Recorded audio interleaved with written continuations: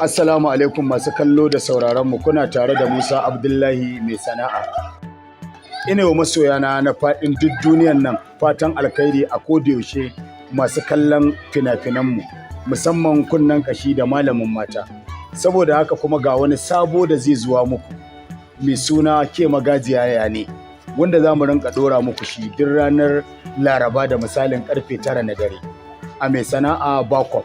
Sannan kuma za ku rinka kallonsa a mai sana'a Kano TV.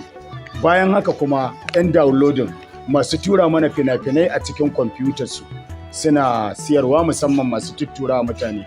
Ba mu hana ku ba, domin me mu gudu tare mu tsira tare. In har kun yadda ku abokanan sana'ar mu ne kuma kun yadda da wannan sana'a ce, kar mu je mu tarar da kwamfutarka kana tura mana fina-finai, musamman kunnen kashi season 4,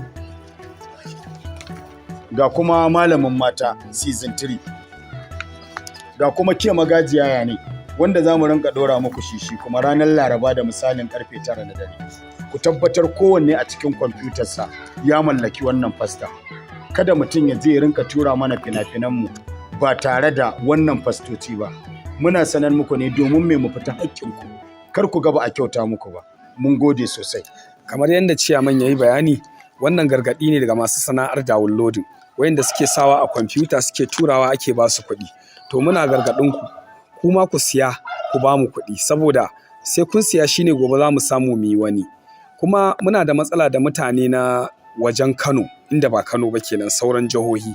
Wasu jihohin da yawa ba sa siyan kayanmu. To gargaɗin da muke muku shine ku daure ku sayo wa'annan fastocin saboda mu zauna lafiya, ba tare da sai an zo an kama wani ba. Akwai wurare da yawa na jihohin Najeriya da muke da wakilai, misali wakilai wayanda muke kasuwanci da su, suka san mu suke siyan kayan mu. To ku tuntuɓe su don ku samu wayannan fastoci a gurin su. Ke magajiya ya